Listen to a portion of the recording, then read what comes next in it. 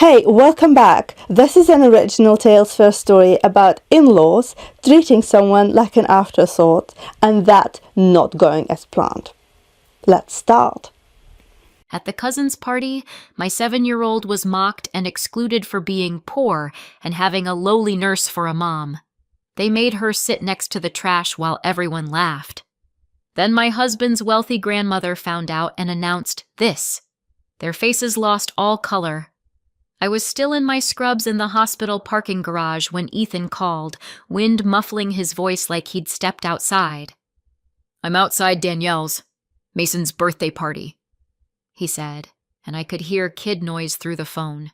Music, squeals, that bright kind of chaos. He sounded relieved. "I just got here, stepped in for a second. Party's wrapping up. Everything looks fine." Then he lowered his voice like he was giving me a private update. "My mom's doing her host thing. Richard's grilling burgers. Danielle's acting normal." I smiled because normal was rare at that house in Greenwich, especially when money was involved. The one everyone called Danielle's because Ethan's sister and her family had been living there, though it was technically an old Johnson family place. "Put Ava on," I said. A pause. "Ava?" Ethan tried, cheerful. "Your mom wants to say hi." There was a soft rustle, then a tiny, careful, "Hi, Mom." No bounce, no story, no guess what. I heard Susan in the background, sweet as sugar, saying, "She had a wonderful time."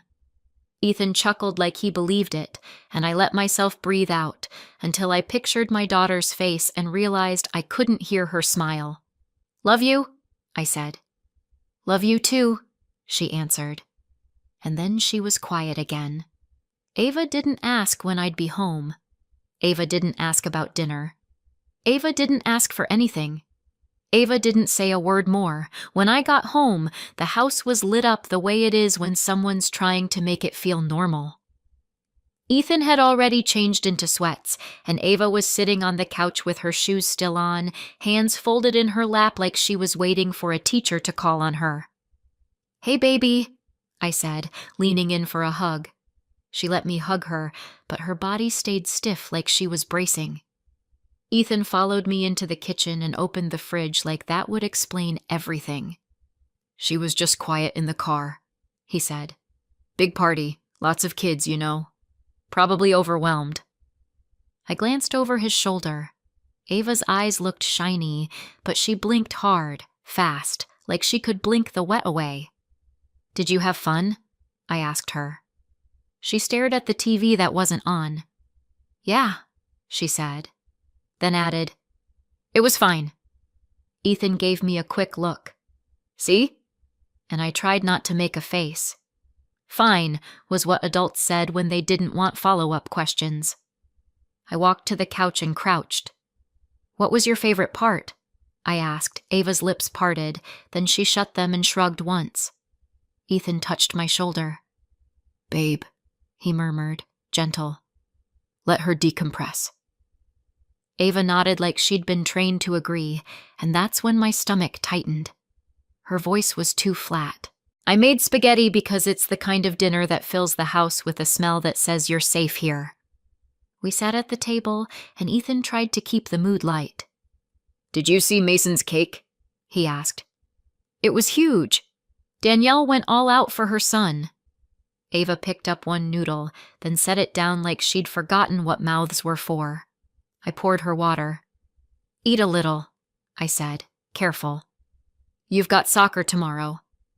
She stared into the glass, unfocused. Ethan kept talking anyway, describing VR headsets and some fancy scavenger hunt Danielle had set up, like listing the activities would make Ava remember she'd enjoyed them. Ava didn't even roll her eyes. That was the part that scared me. "Ethan," I said quietly, when Ava slid her plate away untouched. "Are you sure nothing happened?" He frowned like I'd accused his family of a crime. "Lauren, I asked her, right when we left." He leaned toward Ava, still trying. "Right, honey? You're okay?" Ava nodded without looking at him. "See?" Ethan said, and he meant it. I watched my daughter's fingers twist the edge of her napkin into a tight little rope. "Ava," I said, "you can tell me anything." She didn't answer. She just kept twisting, tighter and tighter, like the napkin could hold her together. She slid her fork like it weighed a pound. After dinner, Ethan loaded the dishwasher with extra clanking, like noise could push the tension out of the room. I followed him, drying my hands on a towel. "What did your mom say?" I asked. "When you picked her up." Ethan didn't turn around. "The same thing she always says," he replied. "That everything was fine. That Ava did great with the cousins." He shut the dishwasher a little too hard, then tried again, softer. "Danielle said the kids were just doing their own thing. You know how it is." I stared at him. "And you believed them?" He finally looked at me, frustrated now. "Why wouldn't I? They were smiling. Ava said she was fine." He grabbed his phone off the counter like evidence. "I can call right now if you want." Before I could answer, he dialed Susan. She picked up on the second ring, voice bright. "Ethan? Sweetheart, everything okay?" Ethan put her on speaker. "Yeah, just checking," he said. "Ava seems quiet." Susan laughed softly. "Oh, honey, she's sensitive. She needs to learn social skills, that's all. The other kids were excited." She said it like a diagnosis. Ava was standing in the hallway, listening, her shoulders slightly hunched. Susan continued. "She's a wonderful girl, but she can't expect everyone to cater to her." Ethan murmured, "Okay," like he was absorbing it. I watched Ava's face go still, and something inside me clicked into place. The word fine started to sound like a weapon. Later, when I tucked Ava in, she kept her hands under the blanket like she didn't want them seen. Her nightlight threw soft stars on the wall, and I sat on the edge of the bed, brushing her hair back the way I've done since she was a baby. "Talk to me," I said. "Not to Dad. To me." Ava swallowed, and the sound was loud in the quiet room. She whispered, "Mom?" "Yeah." Her eyes darted to the door like someone might be listening. "Do I look—" She stopped, then forced it out. "Do I look poor?"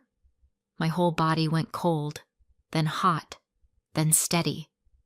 "Why would you ask me that?" I said, keeping my voice calm on purpose. Ava's lower lip trembled, and she pressed it between her teeth hard. "Because—" She blinked fast. "Because Mason said I can't play his game because it's for, like, real people." I leaned closer. "Real people?" She nodded, barely. "And Addison said my shirt is from the cheap place." She said cheap, like it tasted bad. I slid off the bed onto my knees so we were eye to eye. "Ava," I said, slow, "you are not poor, and you never have to earn your place." She looked at me like she wanted to believe it but didn't know how. I sat down on the floor to be at her level. Once the first question cracked open, the rest rushed out like water finding a gap. Ava talked in small pieces, like she had to hand me each part carefully. "Their house was so big," she said, staring at her comforter. "And they had, like, 2 ladies setting up snacks." That tracked. Danielle loved a production. "They had those goggles," Ava said, "the ones that go on your face, and Mason told me I couldn't do it." I kept my face neutral. "What did he say exactly?" Ava swallowed. "He said, 'This isn't for you. You'll break it. It's expensive.'" Ethan had come into the doorway without me noticing, and I watched his jaw tighten. Ava kept going. "Then they all took turns and I sat there, and Mason said I could watch if I was quiet." "Where were the adults?" I asked. Ava lifted one shoulder. "They were talking. Dad wasn't there yet." She twisted her fingers together. "Addison, Danielle's daughter, laughed at my shoes. She said they look like school shoes. And one boy said, 'She's not from our level.'" Ethan made a small sound, like air escaping. Ava's eyes flicked to him, worried she'd get in trouble for telling. "You're not in trouble," Ethan said quickly, voice thick. Ava nodded, but her gaze dropped again. Mason had pointed at her shoes. Then Ava said the part that didn't belong in a kid's mouth. "They said you're a—" She hesitated. "Say it," I told her gently, even though my chest already knew. Ava whispered, "A lowly nurse." The phrase landed in the room like a slap. Ethan took a step forward. "Who said that?" he demanded, too sharp, and Ava flinched. I held up a hand toward him without looking away from her. "Ava," I said. "Was it a kid?" She nodded. "Addison said it first, then Mason said it like it was funny." She squeezed her eyes shut. "And they said Dad could have married someone better. Someone with money." Ethan's face went pale, then hard. Ava's voice got smaller. "They asked why Dad picked you if he wanted to be important." She opened her eyes again. "Mason and Addison told me not to tell you because you'd cry at work." I kept my breath even, one slow inhale, one slow exhale. "Did you tell anyone there?" I asked. Ava nodded once, almost relieved. "I told Grandma Susan." Ethan's shoulders lifted like he expected salvation in that sentence. Ava's next words took it away, words she shouldn't have had to know. Ava's eyes went glassy as she described walking up to Susan, the way she'd rehearsed being polite.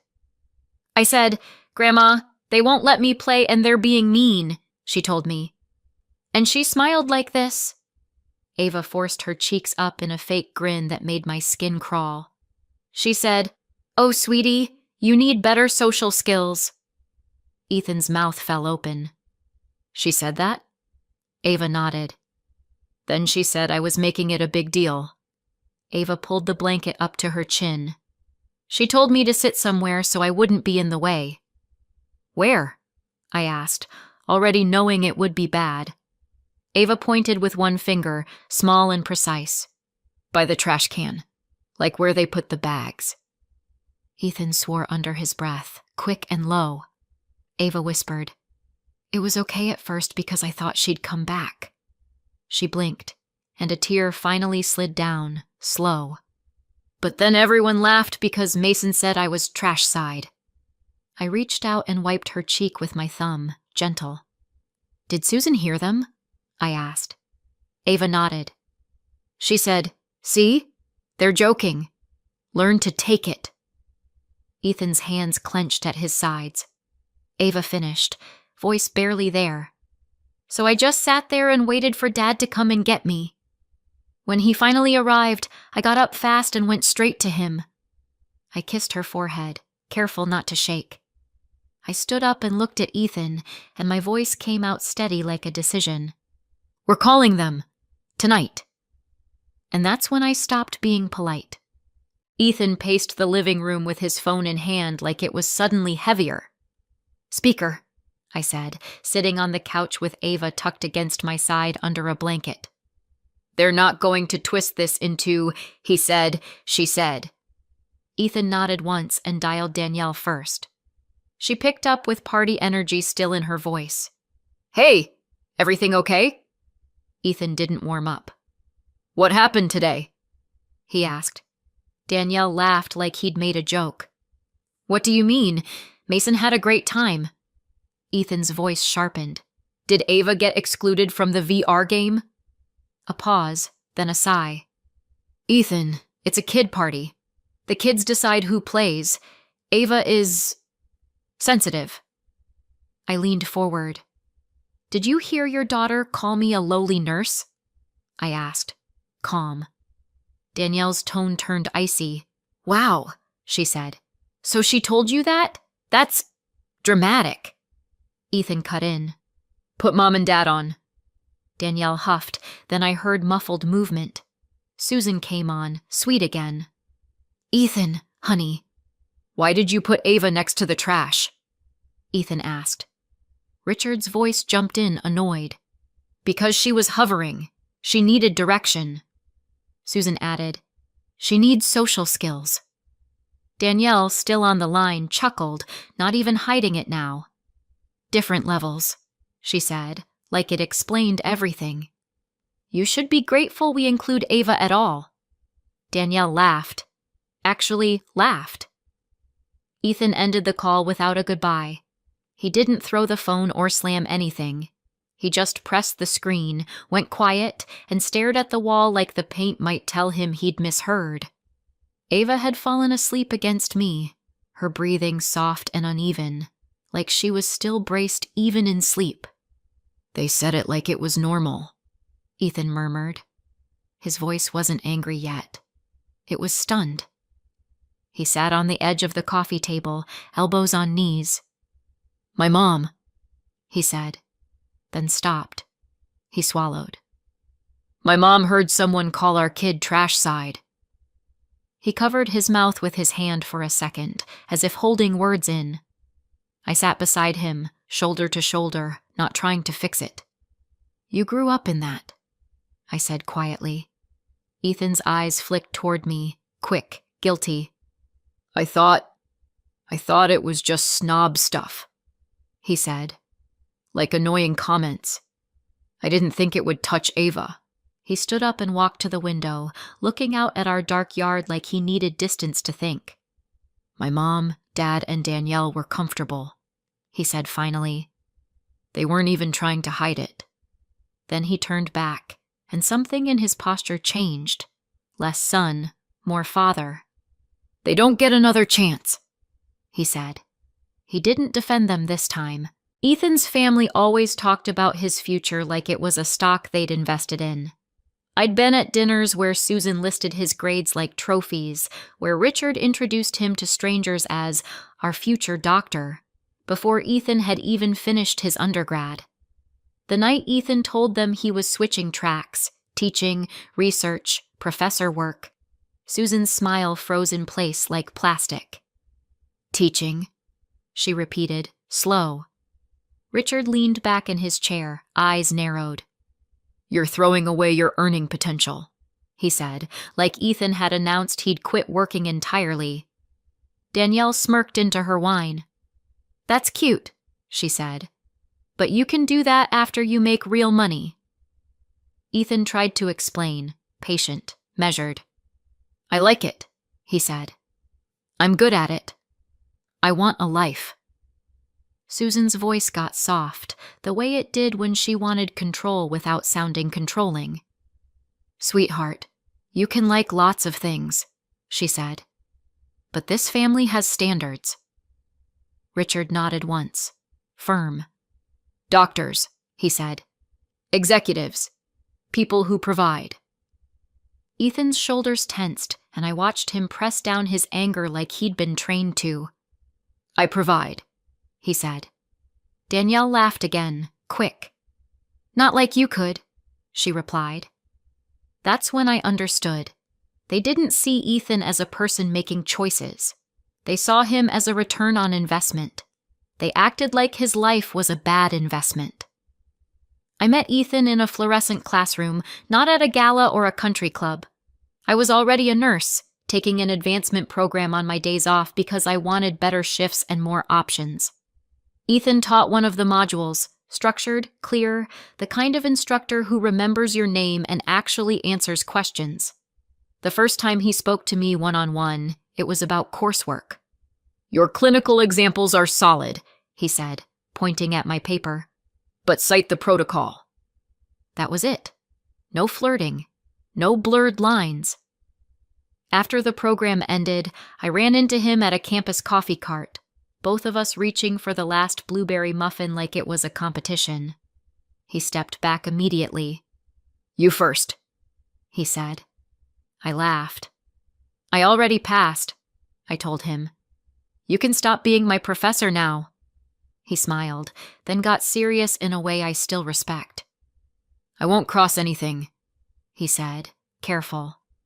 If you want to grab coffee sometime, it's after grades are final. Clean. That was Ethan. Rules mattered, integrity mattered, even when it cost him. We waited. We met as equals. We built something steady, slow, and when he finally brought me to meet his family, I walked in thinking manners would be enough. He waited until it was clean. The first time Susan asked what I did for work, she clasped her hands like she was delighted. "Lauren, tell me everything," she said, guiding me toward their kitchen like she was hosting a cooking show. "Ethan says you're in healthcare." "I'm a nurse," I said, simple. Susan's eyebrows lifted just slightly. "A nurse, huh?" she replied, smiling so wide it should have been friendly. Danielle appeared beside her with a glass of something expensive and looked me up and down, quick. "That's sweet," she said. Then the questions started, dressed up as curiosity. "Do you like bedside stuff?" Susan asked, like she meant cleaning. "Is it hard to be on your feet all day?" Danielle added, her voice dripping sympathy that didn't feel like sympathy. Richard chimed in from across the room. "Good work," he said, the way someone compliments a teenager's summer job. Ethan squeezed my hand, a quiet apology without words. I smiled back because that's what you do when you're trying to belong. But I heard the message under the smiles. I was acceptable, not impressive. A choice, not a catch. And from that day on, every conversation felt like a tally sheet. And they never stopped counting. Money wasn't just a topic in that family, it was the ruler they measured everyone with. At dinners, Danielle would casually mention our financial advisor the way other people mention the weather.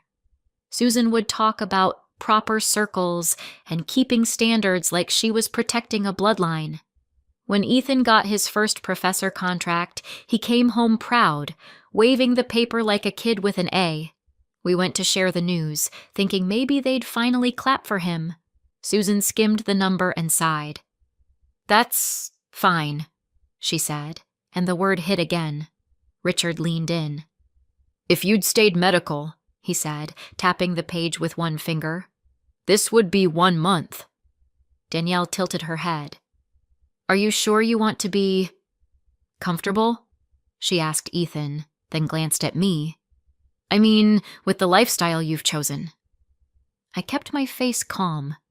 Ethan's voice stayed level, but I saw the tension in his jaw. "I like my life," he said. Susan gave him that soft control smile. "Sweetheart," she murmured, "don't be stubborn. Do the real thing. Make real money." It wasn't advice, it was a correction. And standing in their spotless kitchen, I realized they weren't asking Ethan what made him happy. They were telling him what made him worthy. Everything had a price tag.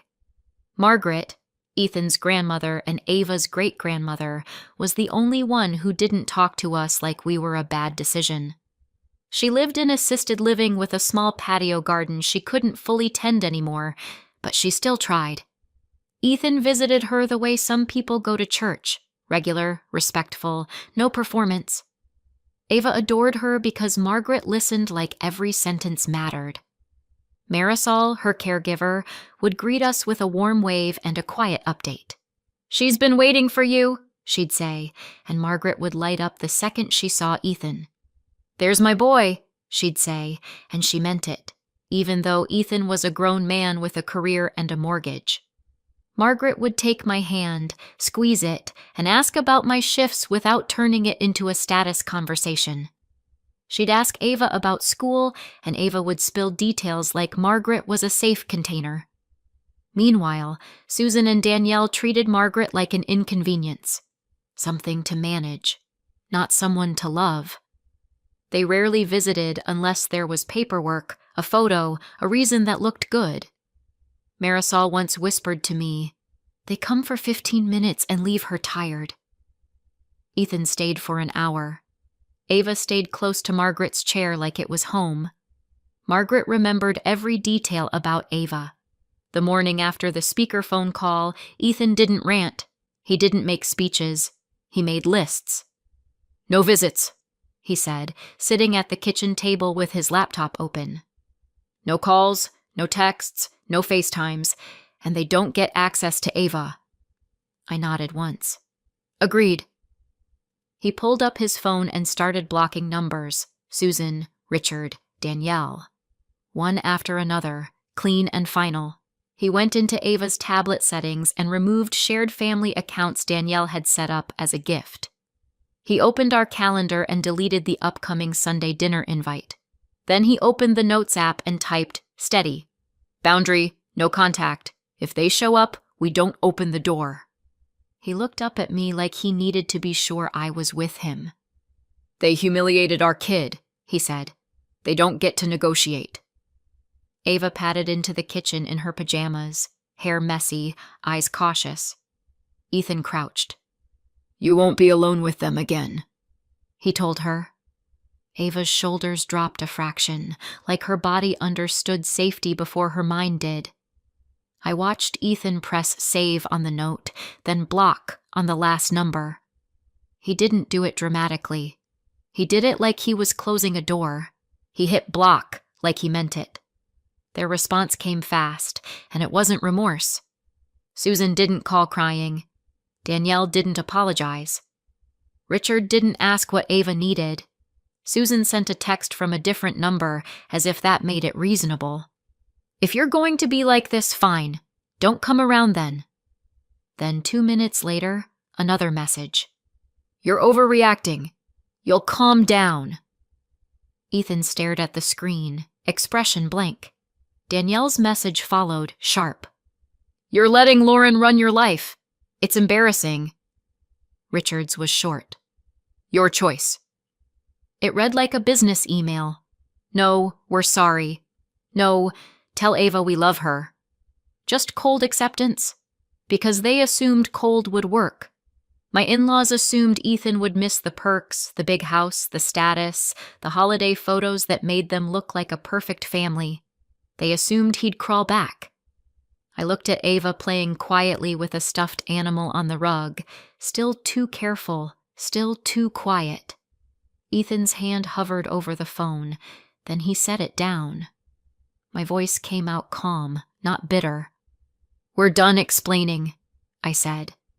Ethan nodded once, eyes steady. We're done, he agreed. So I stopped negotiating. A week later, my phone started buzzing with names I barely spoke to. Aunt Janice, cousins, a family friend who always sent Christmas cards with glitter. The messages were all versions of the same script. I heard there was a misunderstanding. Susan is beside herself. Danielle says Ava was having trouble fitting in. One text from Janice landed like a slap. Honey, don't break up a family over kids being kids. Ethan needs to lead. Ethan read it over my shoulder and exhaled through his nose. They're working the room, he said, and he wasn't impressed. He was tired. Then a group chat popped up that Ethan hadn't been in for years. Johnson family updates. Someone had added us back like we were props. Danielle posted first. Pray for our family. Some people are choosing drama. Susan followed with, we love Ava no matter what. No mention of the trash. No mention of the words. Just a neat little narrative where we were emotional and they were gracious. Ethan didn't write an essay. He typed one message and sent it, factual. Ava was excluded and insulted. Susan placed her by the trash. We are not discussing this further. Do not contact Lauren. Contact me for logistics only. Then he muted the chat. The silence after felt like air returning. Susan and Danielle went quiet, then went loud behind our backs. We went to see Margaret on a Saturday morning, bringing Ava's favorite library book because routines help when the world feels weird. The assisted living lobby smelled like lemon cleaner and someone's perfume, and Marisol met us with a tight smile that told me she'd been dealing with something. She's in the garden room, Marisol said softly, then added, and Susan's been calling the director all week. She called again this morning. Ethan stopped mid-step. About what? He asked. Marisol lowered her voice. She asked to change the visitor list. Said you were upsetting Margaret. Ethan's eyes flashed, but he kept his tone controlled. Did she do it? Marisol shook her head. Margaret told the director, "If my grandson can't visit, I won't participate in anything." She said it with a hint of pride. Ava's hand tightened around mine. We walked into the garden room, and Margaret looked up from her chair like she'd been waiting for a cue. "There's my girl," she said to Ava first, not Ethan. Ava gave a small smile, then tucked closer to my side. Margaret's gaze sharpened. She'd always had that ability to see what people tried to hide. "Ava," she said gently, "you're quieter than usual." Ava shrugged. Margaret didn't let it go. "Did someone hurt your feelings?" she asked, direct but soft. Ava's eyes flicked to me, asking permission. I nodded once. Margaret didn't let fine pass. Ava sat on the footstool in front of Margaret's chair, knees pressed together, the picture of a kid trying to be small. Margaret leaned forward, hands resting on her cane. She could manage a few steps with it, but outings meant the wheelchair. "Tell me," she said. "Not what you think I want to hear. What happened?" Ava's voice trembled at first, then steadied as she repeated the pieces that had lodged in her mind. "They wouldn't let me play," she said. "They said I was poor." Margaret's face didn't change, but the room felt like it tightened. Ava continued, "They said my mom is a lowly nurse." The exact phrase again, crisp and ugly. Ethan's hands curled into fists, then unclenched on his knees. Ava looked down. "And Grandma Susan told me to sit by the trash. Like, next to it." I added the part Ava hadn't. The laughter, the trash side. The way the adults minimized it. Ethan filled in the speakerphone call, brief and precise. Margaret lifted her teacup, then stopped halfway, eyes fixed on the wall as if she was watching a memory play. "Who?" she asked, voice low. "Where? When?" We answered, one by one. Marisol stood behind Margaret's chair, jaw tight. Margaret set the cup down without taking a sip. She didn't gasp. She didn't lecture. She just went still in a way that made the whole room pay attention. Her teacup stopped halfway to her lips. Margaret looked at Ava like Ava was the only person in the room. "You are not trash," she said, firm. "And your mother's work is honorable." Ava's shoulders lifted like she was trying not to cry again. Margaret reached out and patted Ava's hand once, then turned to Ethan. "They did this in my house?" she asked. "In the house I've kept in this family's name all these years?" Ethan hesitated. "It's the Greenwich house. Danielle's been living there and hosting, and Mom and Dad act like they own it," he started, reflexive. Margaret's eyes narrowed. "No," she said, and the single word sliced through the habit of calling it theirs. She shifted her gaze to me. "Lauren," she said, "when is the annual reunion?" I blinked. "Next weekend," I answered. Margaret nodded as if she'd just confirmed a meeting time. "Good," she said. Then she glanced at Marisol. "Call Mr. Whitaker," she instructed, like she was ordering tea. Marisol didn't ask why. She just pulled out her phone. Ethan leaned forward, confused. "Grandma." Margaret cut him off, not unkindly. "You three are coming," she said. "And you are bringing me." Ethan stared. "They won't want—" "I don't care what they want," Margaret replied, voice calm. "They've been comfortable too long." She tapped her cane once. "I'm not sending you in alone." She looked at me again, eyes sharp but warm. "Keep Ava close," she said. "No wandering." Then she added, quieter, "They will learn what manners actually are." She said it like a decision already made. We weren't coming to reconcile. We came because Margaret asked, and we planned to leave the moment she was done. The reunion was at the same Greenwich house, the one with the long driveway and the landscaping that looked like a magazine cover. I wore a simple dress, nothing flashy, nothing apologetic, and I kept Ava's hand in mine from the second we stepped out of the car. Inside, the house smelled like expensive candles and catered food. Susan swept toward us with a smile that didn't reach her eyes. "Ava!" she sang, arms open like last weekend hadn't happened. Ava's fingers dug into my palm. I stepped slightly in front of her without making a scene. "Hello, Susan," I said. Ethan nodded once, stiff. Danielle floated over, perfect hair, perfect nails. "We're so glad you came," she said, and her eyes flicked to Ava's shoes. "Kids' table is in the sunroom," she added quickly, already trying to direct. "She'll have fun." "She'll stay with us," I said, still calm. Danielle's smile tightened. Richard approached, shaking hands with someone else, then glanced at Ethan like Ethan was a colleague who'd disappointed him. "Glad you could make it," he said, flat. The room buzzed with cousins and aunts, people pretending not to stare. Ava stayed pressed against my hip like a shadow. Then the front door opened again, and the whole sound of the house shifted. Marisol came in first, purposeful, and behind her was Margaret in a sleek wheelchair, posture straight, eyes bright. Conversation stumbled. Forks paused midair. Susan's smile faltered like someone had cut a string. The room changed temperature. Susan rushed forward, hands fluttering. "Mother, what a surprise," she said, too loud. Margaret didn't match her energy. "Susan," she replied, like they were at a bank. Danielle appeared beside Susan, leaning in with that performative concern. "Grandma Margaret, you should rest," she cooed. "This is a lot." Margaret's gaze slid over Danielle without stopping. Ethan stood beside me, shoulders squared, and Ava tucked herself behind my arm, peeking out.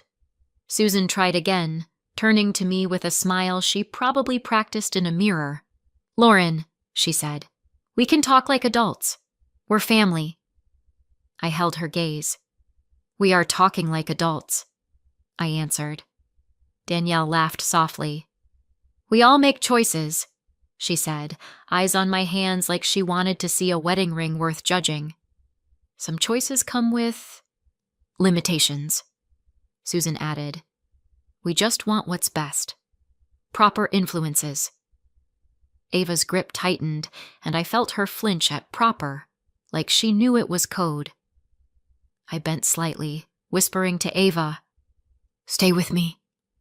Richard murmured to Ethan, "You could have had more," like it was advice and not an insult. Ethan's face stayed still, but his eyes hardened. Margaret watched the little digs land, one after another, like she was counting them. She didn't raise her voice. She didn't ask for attention. She simply rolled forward a few feet, and the room made a path without meaning to. Danielle opened her mouth again, but Margaret lifted one hand, palm down. The talking stopped. Then Margaret rolled forward. Margaret didn't start with money. She started with Ava. "A child was humiliated in this house," she said, voice steady enough to carry without effort. "Mocked. Excluded. Placed beside the trash as if she belonged there." Susan's face snapped toward Ethan like she wanted him to stop this, and Richard's jaw clenched. Margaret continued, eyes scanning the room. Then adults hid behind the words social skills and levels, as if cruelty becomes acceptable when it's dressed nicely. Danielle gave a sharp laugh, forced. "That's not—" Margaret didn't look at her. "It is exactly that," she said. "And it's not new." She shifted her gaze to Susan and Richard. "You have treated Ethan like a project," she said, "and Lauren like a mistake. You have treated kindness like weakness and money like character." The room was so quiet I could hear Ava breathing. Margaret gestured to the man standing near the doorway in a suit I hadn't seen enter. "Mr. Whitaker," she said. He stepped forward from where he'd been waiting quietly near the doorway, holding a folder. Susan's voice went thin. "Mother, what is this?" Susan had treated this house like it already belonged to her for years. Mr. Whitaker opened the folder calmly. "Margaret Johnson's property," he said, professional. including this residence, is owned by Margaret Johnson. A trust transfer has been executed. Ownership is effective immediately, and the home is held in trust for Ethan Johnson and Ava Johnson and any future children." Danielle's face drained. Richard took a half step back like the floor shifted. Mr. Whitaker continued, "Susan Johnson, Richard Johnson, and Danielle Johnson are excluded as beneficiaries of this asset. Formal notice to vacate will be served to the current occupants of this residence.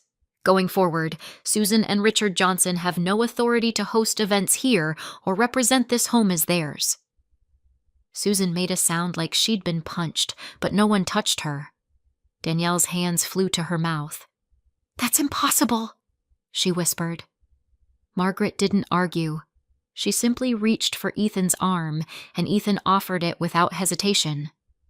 I tucked Ava in close, her head against my side, and we walked out through the stunned silence, past the perfect candles and the catered trays. Outside, the air felt cleaner. In the weeks that followed, Danielle and her family moved out, their image suddenly missing its foundation, and the relatives who'd texted me misunderstanding went quiet when the truth had a deed attached. Ava started eating dinner again. She started laughing again, and the rule in our house became simple. No one gets access to our child if they can't show basic respect. If you were in my place, what boundary would you set first? Let me know in the comments and subscribe for more.